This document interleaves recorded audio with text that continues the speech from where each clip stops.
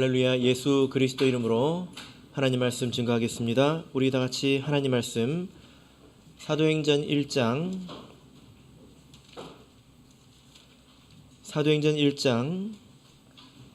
9절에서 11절까지 말씀을 다 같이 찾겠습니다. 하나님 말씀 사도행전 1장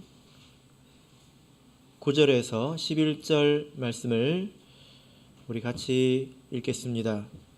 9절 시작. 이 말씀을 마치시고 저희 보는 데서 올리워 가시니 구름이 저를 가리워 보이지 않게 하더라. 올라가실 때에 제자들이 자세히 하늘을 쳐다보고 있는데 흰옷 입은 두 사람이 저희 곁에 서서 가로되 갈릴리 사람들아 어찌하여 서서 하늘을 쳐다보느냐. 너희 가운데서 하늘로 올리우신 이 예수는 하늘로 가심을 본 그대로 오시리라 하였느니라. 아멘. 네, 오늘 이 시간은 예수 그리스도의 승천이라는 제목으로 하나님 말씀을 증거하겠습니다. 예수님께서 부활하신 후에 40일 동안 이 땅에 머물러 계셨습니다. 그것은 또 그때 할 수 있는 일이 있었기 때문이죠. 해야 될 일이 있었기 때문입니다. 지난 시간에 이에 대해서 말씀을 증거했습니다. 예수님께서 이 40일 동안 하신 일은 확실한 많은 증거로 예수님께서 부활하셨다라는 사실을 알려주시기 위해서 알려주신 것이죠. 그리고 두 번째로는 하나님 나라의 일을 가르치셨다라는 것입니다. 그래서 제자들이 질문하지 않았습니까? 이 하나님 나라에 관한 말씀을 배웠을 때에 뭐라고 질문했죠? 주께서 이스라엘 나라를 회복하시는 것이 이때입니까? 라고 질문을 했습니다. 예수님께서는 그 질문을 통해서 그들의 생각을 교정하시고 그리고 더 깊은 진리 가운데로 또 인도하셨습니다. 오늘 예수님께서 승천하신 이 내용은 예수님께서 40일간 하셨던 그 일 가운데서 마지막 사역의 내용입니다. 우리가 이 본문을 자세히 살펴보면 예수님께서 상당히 공을 들여서 또 의도적으로 이 일을 행하셨다라는 것을 우리가 알 수가 있습니다. 오늘 본문에서 가장 중요한 점이 뭐냐면 예수님께서 자기가 부활하셨다라는 사실을 보여주시고 증명하실 때 굉장히 적극적으로 하셨지 않습니까? 도마에게 만져보라고 하시고 손도 넣어보라고 하지 않았습니까? 그렇게 확실하게 해주신 것처럼 이 예수님의 승천도 그렇습니다. 예수님께서 굉장히 확실하게 이 일을 행하셨다는 거예요. 그래서 오늘 본문에서 두드러지게 많이 나오는 그 단어가 있는데 이 세 구절 속에서 어떤 단어가 여러분 눈에 많이 보이십니까? 어떤 단어가 많이 보이십니까? 예. 이 말씀을 보면 보다라는 단어가 굉장히 많이 나오죠? 그죠? 예. 한번 동그라미를 쳐볼까요? 자, 9절부터 제가 읽어보겠습니다. 이 말씀을 마치시고 저희 보는 데서 올리어 가시니 구름이 저를 가리워 보이지 않게 하더라.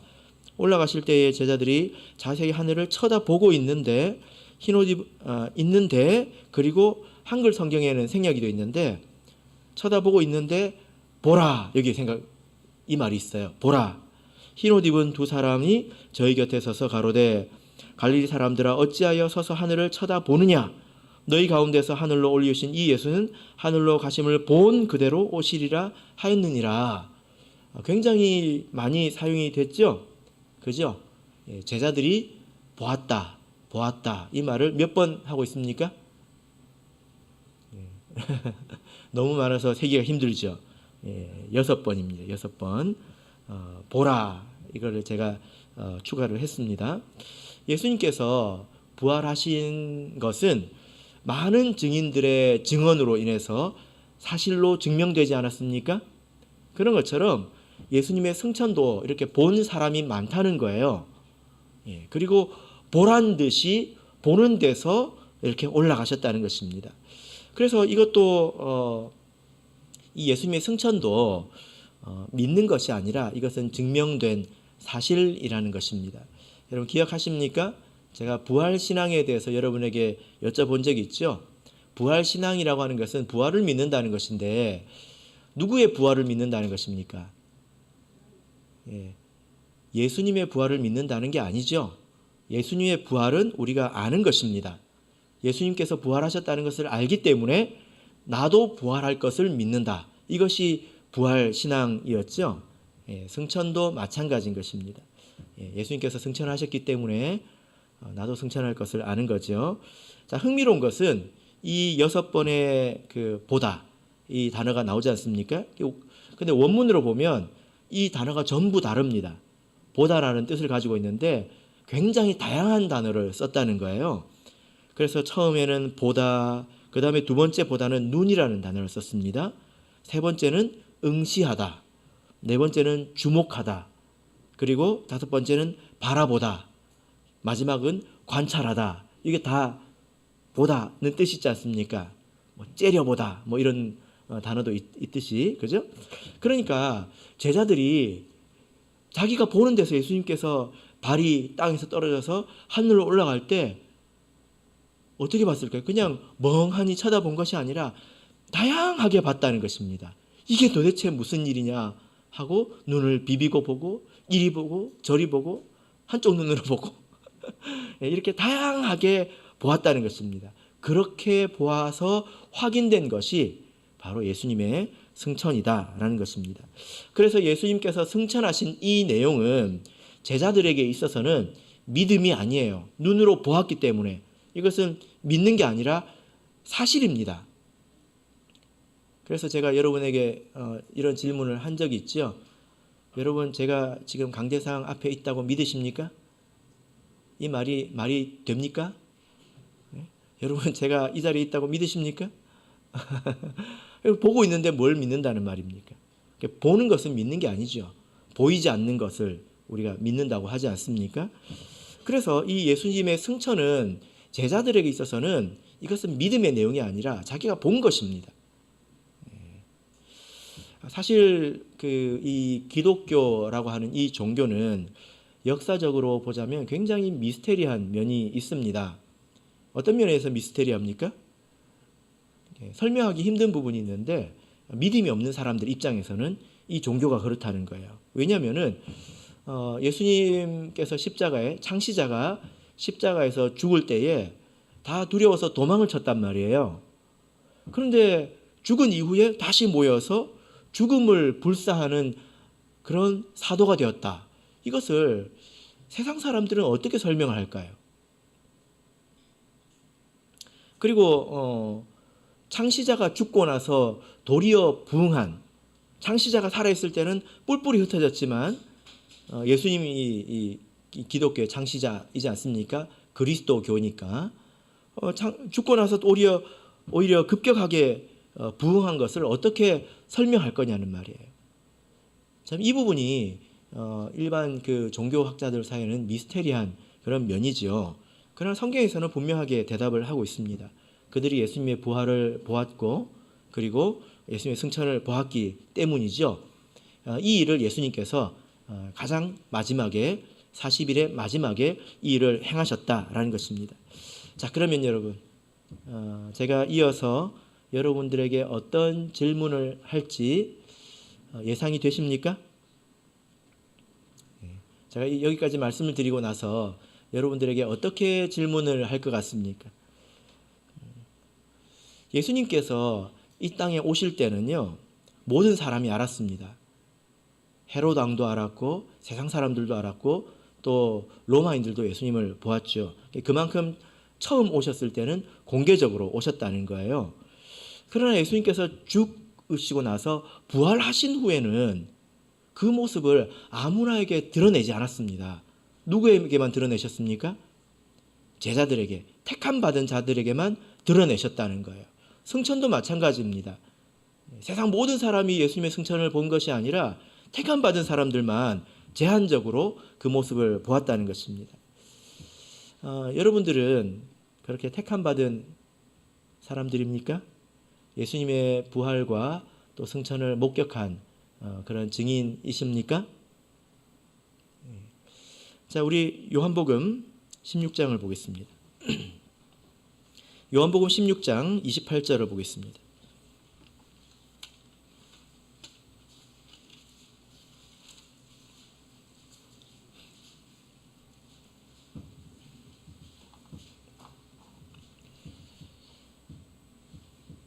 예수님께서 굉장히 제자들에게는 세상 사람들에게는 분명하게 가리셨지만 제자들에게는 분명하게 보이셨다는 거예요. 그럼 우리는 지금 어떤 사람들이냐, 여기에 대해서 생각을 해보자라는 것입니다. 자, 요한복음 16장 28절 우리 같이 읽겠습니다. 시작. 내가 아버지께로 나와서 세상에 왔고 다시 세상을 떠나 아버지께로 가노라 하시니. 자, 이 말씀을 보니까 예수님께서 이미 살아 계실 때에 이미 제자들에게 죽으실 것과 그리고 3일 만에 부활하실 것, 그리고 아버지께로 가노라, 승천하실 것을 말씀을 하셨죠. 그죠? 그러면 여러분, 예수님께서는 아버지께로 가셔서 뭐 하실까요? 그 후에는 무엇을 하실까요? 자, 우리 히브리서를 보겠습니다. 히브리서 8장 1절을 보겠습니다.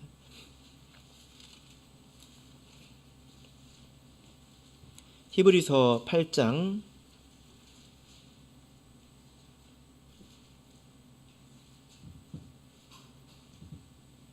1절.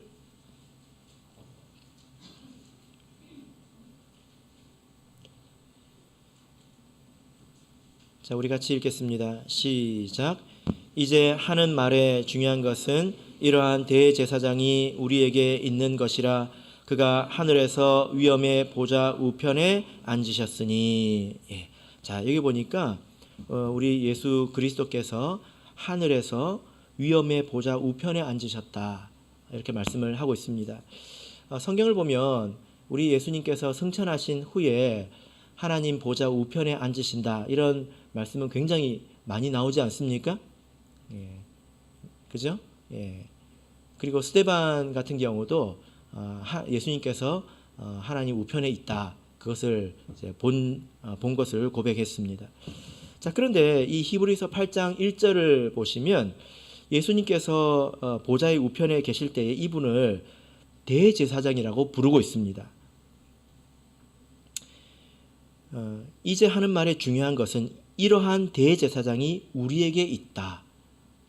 그러니까 이 예수님께서 하나님의 보좌 우편에서 우리의 대제사장으로서 일을 여전히 하고 계신다라는 것입니다. 자, 여러분, 대제사장이 하는 일이 뭐죠? 제사 지내는 일이죠. 근데 그렇게 해서 결국 하고자 하는 일이 무엇입니까? 대제사장, 제사장이 하는 일이 무엇입니까? 백성과 하나님이 직접 만날 수가 없기 때문에 중간에 있는 사람이, 이 중보자가 대제사장이거든요. 그래서 백성과 하나님과 연결 통로의 역할을 하지 않습니까? 중간에서 화목하게 하는 그런 일을 한다는 거예요. 그래서 우리에게는 이런 그 예수님이 하나님의 보좌 우편에서 대제사장의 역할을 해주신다. 그래서 우리가 기도할 때 누구의 이름으로 합니까? 예수 그리스도의 이름으로 하나님께 부탁을 하지요. 그죠? 그럼 예수님께서 우리가 비록 죄가 많고 허물이 많지만 우리의 소원과 우리의 간구를 하나님 앞에 상달되도록, 연락이 되도록 한다는 거예요. 세상에 있는 대제사장들은 연약해가지고 막 넘어져가지고 목이 부러져 죽기도 하고 그랬지 않습니까? 그런데 우리의 대제사장은 예수님입니다. 그럼 우리가 예수님께 부탁하는 것을 예수님이 틀림없이 하나님께 전달해 주시겠죠. 그죠? 그게 예수님께서 하시는 일입니다. 하나님과 우리 사이를 연결하시는 중보자, 그리고 화목해 하시는 그런 일을 하시죠. 예수님께서 이 가운데서 특별히 하시는 일이 있는데, 자, 요한복음 16장을 다시 보겠습니다.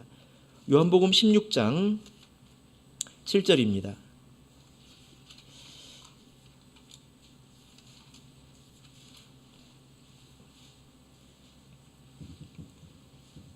자, 여러분, 이런 것을 이렇게 배웠으면 우리가 써먹을 줄 알아야 합니다.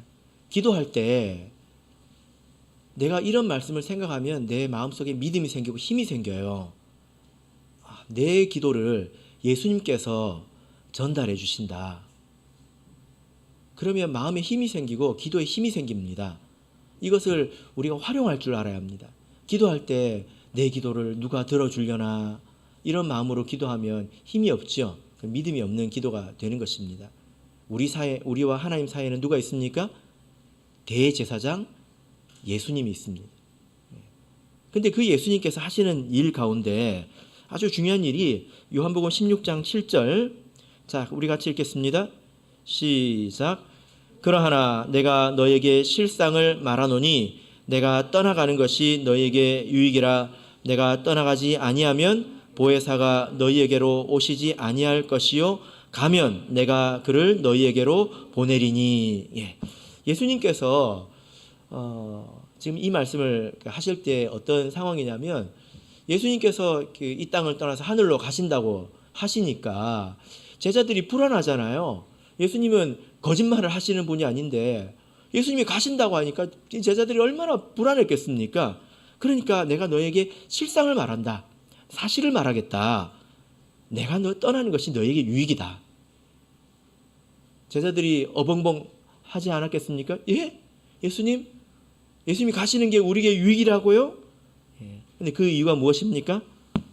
내가 떠나가지 아니하면 보혜사 성령이 너에게로 오시지 않는다.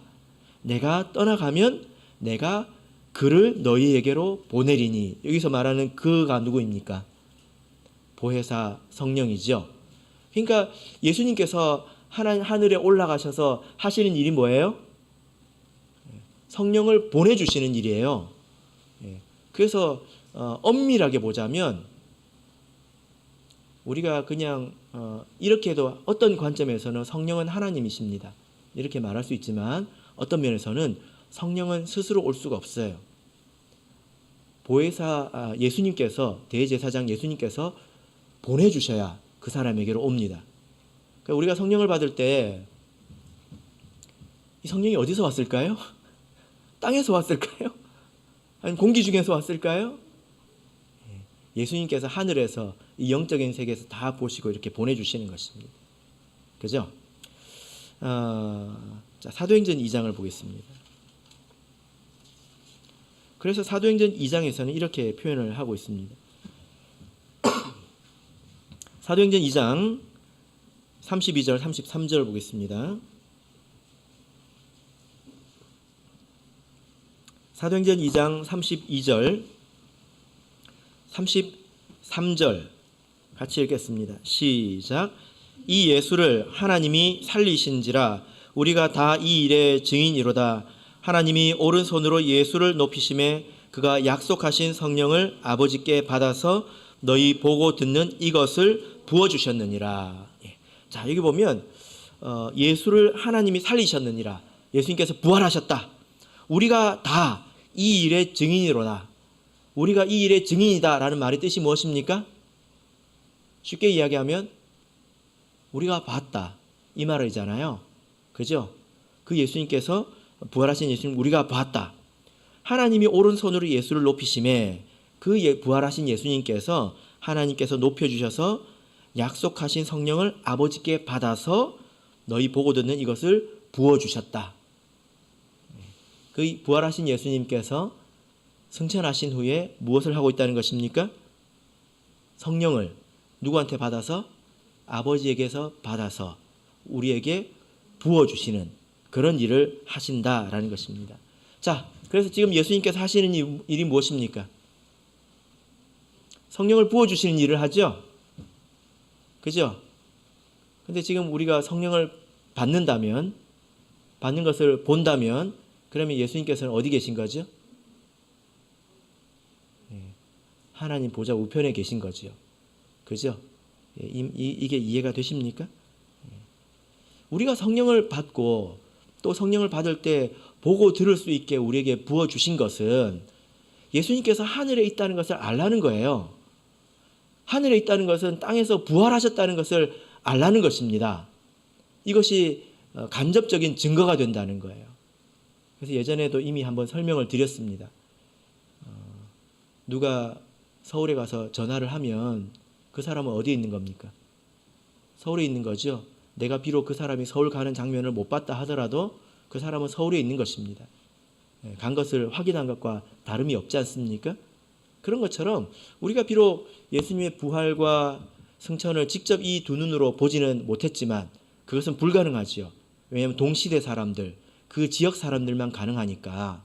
그러나 예수님께서는 보고 들을 수 있는 성령을 부어주시는 것으로 우리 모든 사람을 부활의 증인, 승천의 증인으로 우리를 만들어 주신 것입니다. 그래서 우리도 예수님의 부활을 보았고 승천을 확인했다라고 말을 해도 틀리지 않는 것입니다. 자, 이제 본문으로 돌아가서 10절, 11절을 읽겠습니다. 사도행전 1장 10절, 11절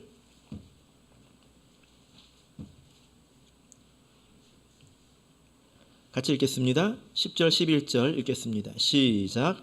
올라가실 때에 제자들이 자세히 하늘을 쳐다보고 있는데 흰옷 입은 두 사람이 저희 곁에 서서 가로되 갈릴리 사람들아 어찌하여 서서 하늘을 쳐다보느냐 너희 가운데서 하늘로 올리우신 이 예수는 하늘로 가심을 본 그대로 오시리라 하였느니라. 예.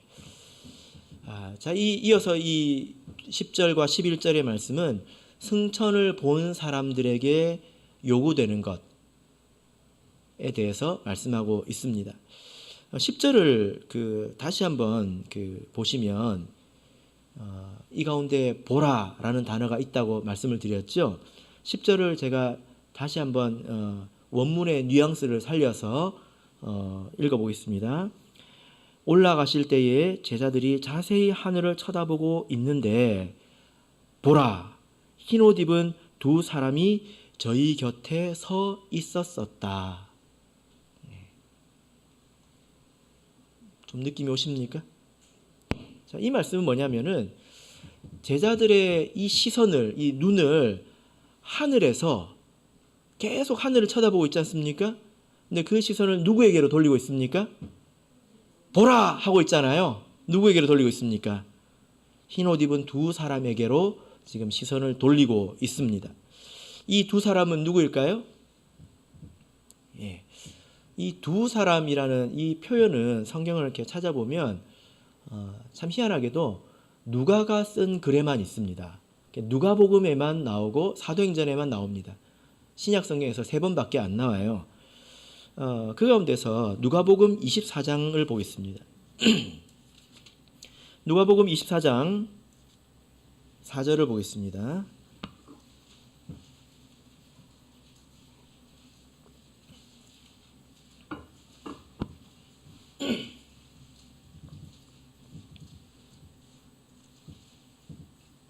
누가복음 24장 4절 부터 7절까지를 우리 한번 읽어볼까요? 4절에서 7절 읽겠습니다. 시작.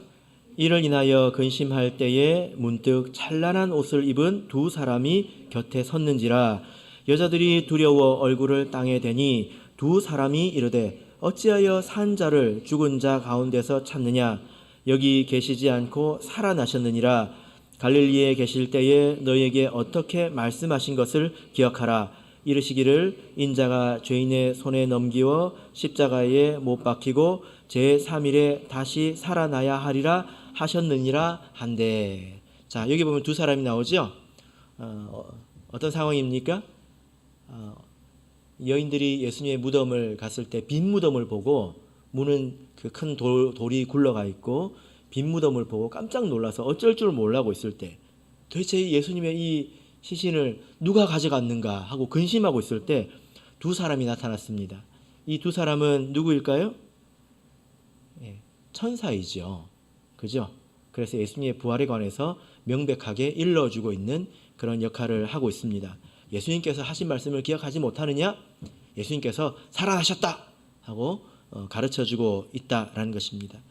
이 두 사람이 예수님께서 승천하실 때에 그 제자들이 하늘을 바라보고 있을 때에 그들 옆에 이미 있었었다는 거예요.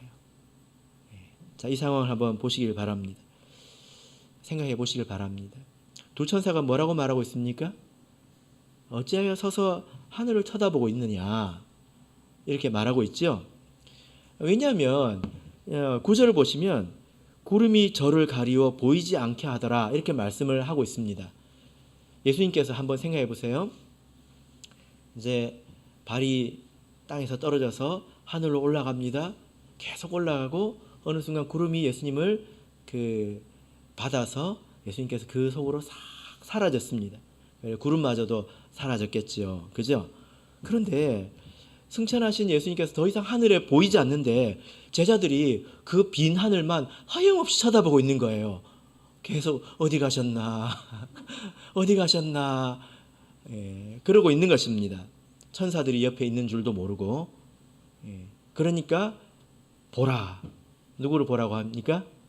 이 두 사람을 보라고 하고 있죠. 그죠? 이 두 천사가 그들의 관심사를 이제 어디로 옮기게 됩니까? 예수님의 승천을 뚫어져라 봤던 이 제자들의 관심을 어디로 옮기고 있습니까? 자, 11절을 다시 한번 읽어보겠습니다. 11절 읽겠습니다. 시작. 가로되 갈릴리 사람들아 어찌하여 서서 하늘을 쳐다보느냐? 너희 가운데서 하늘로 올리우신 이 예수는 하늘로 가심을 본 그대로 오시리라 하였느니라. 예수님의 승천에 관심을 가진 제자들을 어디로 이제 시선을 돌리고 있습니까? 예수님의 재림으로 다시 오실 것을 예비하라고 지금 관심을 그리로 돌리고 있습니다. 예수님께서 너희들이 가심을 본 그대로 다시 오실 것이다 이렇게 말씀을 하고 있죠. 그래서 예수님께서 어떻게 오실까요? 자, 우리 계시록을 볼까요? 요한계시록 1장 7절을 보겠습니다. 요한계시록 1장 7절.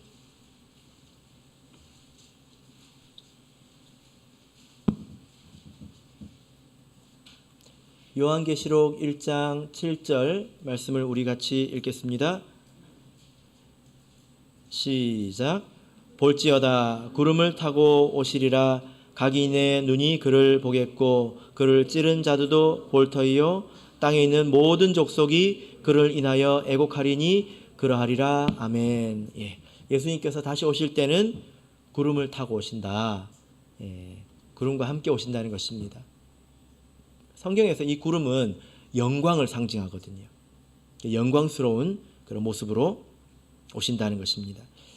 예수님께서 이렇게 재림하실 때는 왜 오실까요? 예수님께서 왜 오실까요? 우리 잘 있는지 보러 오실까요? 예수님께서 처음 이 땅에 오실 때는 구원하러 오셨습니다. 백성들을. 그래서 좋은 소식을 가지고 오셨죠. 그런데 다시 오실 때는 어떤 소식을 가지고 오십니까? 이 1장 7절 말씀을 보면 땅에 있는 모든 족속이 그를 인하여 애곡하리니. 애곡이 무엇입니까? 애곡. 그 슬픈 노래를 말하죠. 그죠? 땅에 있는 모든 족속이 애곡합니다. 여기서 땅에 있다는 것은 우리가 다 땅에 있지 않습니까? 우리가 하늘에 사는 건 아니지 않습니까? 아파트 50층에 살면 하늘에 사는 건가요? 그것도 결국 땅에 발을 딛고 있는 거지 않습니까? 여기서 땅에 있다라는 말은 세속적이라는 뜻이에요. 세속적이고 사치스러운 것을 말합니다.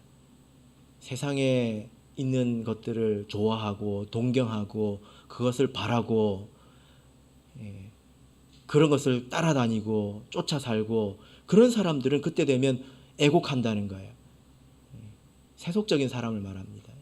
이 땅이라는 표현은 계시록에서 계속 나오거든요.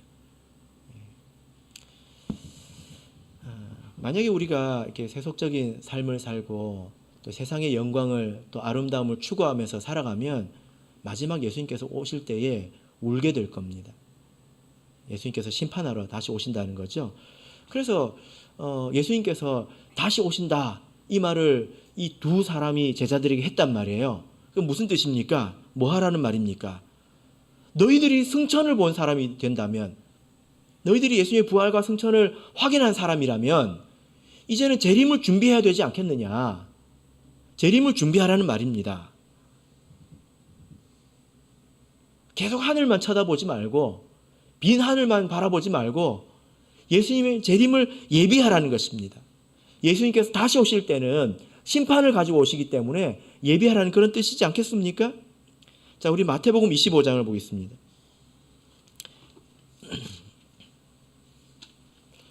마태복음 25장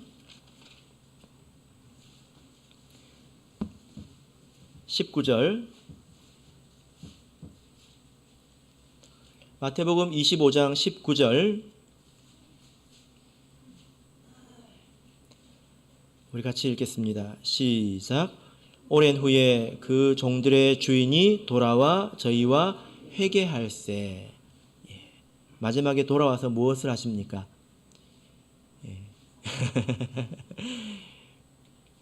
그 회개기도 할 때 회개가 아니죠. 아동부들을 위해서 가르쳐 줍니다. 회개가 무엇입니까? 정산한다는 거죠. 정산한다는 것. 와서 정산한다는 것입니다. 주인이 돌아와서 맡긴 것을 잘했는지 못했는지 얼마나 남겼는지 이것을 확인해야겠다는 것입니다. 지금 우리가 그 사이에 끼어 있는 사람들이잖아요. 그죠?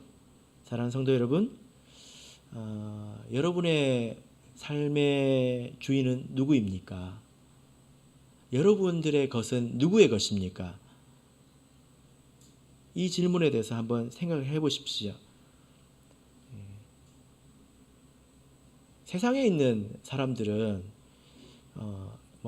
일반 교회에서 이런 이야기하면 교회가 강요한다 이러지만 저는 아주 떳떳합니다. 왜냐하면 여러분들의 헌신이 저하고 크게 상관이 없기 때문이에요. 그리고 또 한 가지는 여러분들이 부활의 증인이기 때문에 그렇습니다. 여러분 성령을 받으셔서 하나님이 계신 것을 여러분들만큼 잘 아는 사람이 누가 있을까요? 제가 하나님이 계시잖아요 하면 어렵게 대답하는 사람이 없습니다. 다 압니다.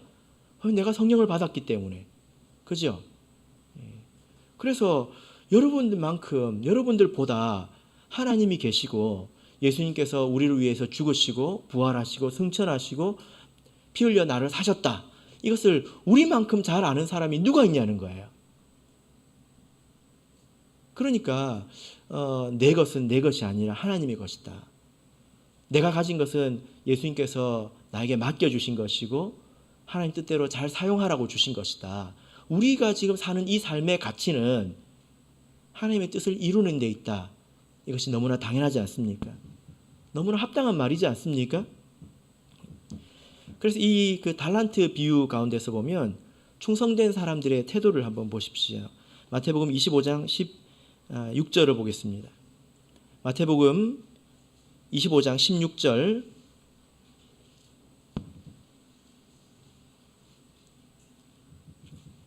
마태복음 25장 16절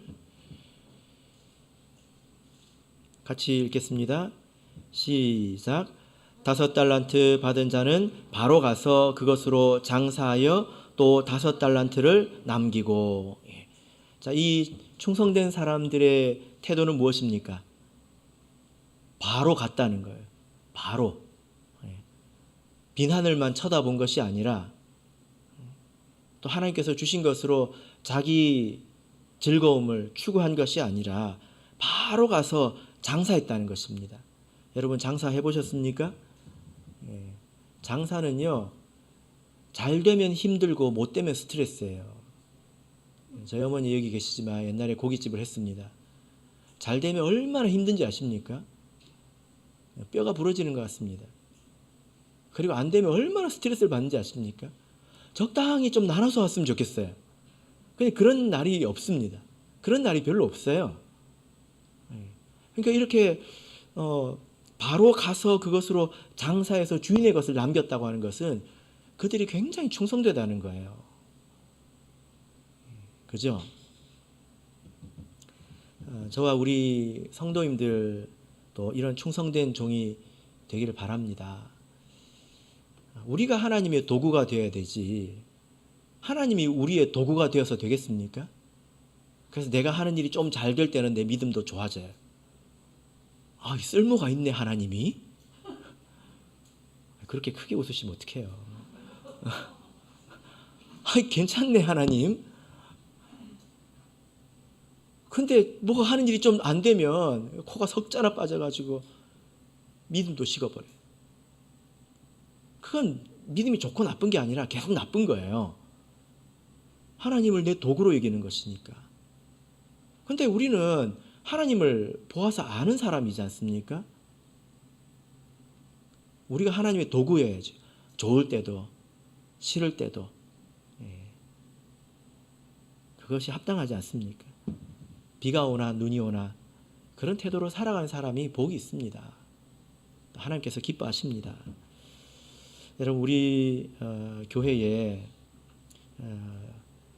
충성된 사람들이 많이 필요합니다. 교회가 해야 될 일이 많습니다. 세상적으로는 구원의 복음을 전파해야 되고 또 잃은 양들을 찾아서 또 믿음 안으로 다시 불러야 되지 않습니까? 그러기 위해서 우리가 내부적으로 조직도 정비하고 그리고 공간도 손을 봐야 합니다. 또 일꾼들도 훈련이 되어야 되죠. 이런 일들은 그냥 되는 게 아니라 충성된 사람이 있어야 됩니다. 그렇지 않습니까? 우리가 손님 맞을 준비를 해야 합니다. 충성된 그런 종들이 있어야 된다는 거예요. 저도 이제 그 안식일이 다 마칠 때쯤 이제 교회를 이렇게 보면 여러 가지를 느끼는데요. 제가 식당에 가서 카페에 가서 커피를 마시면 설거지를 할까요? 제가 왜 합니까? 돈을 냈는데. 안 하죠. 그죠? 여러분들은 카페 가서 커피 마시고 설거지 하고 나옵니까? 아니죠? 제가 집에서 커피 마시면 설거지 합니다. 왜 그럴까요? 손님일 때 하고 주인일 때 차이예요.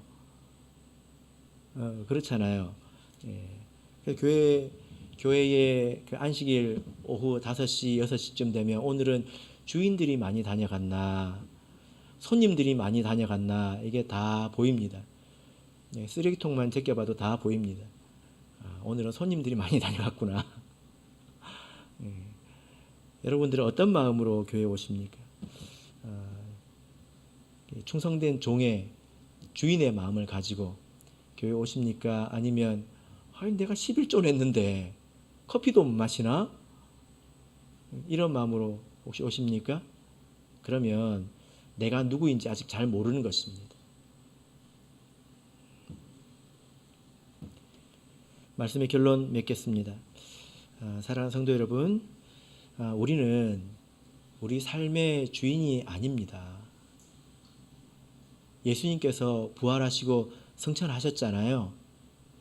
우리가 성령을 받아서 그것을 잘 압니다. 우리는 다시 오실 예수님을 맞이할 준비를 하는 그런 삶을 살아가고 있는 것입니다. 그래서 우리가 서로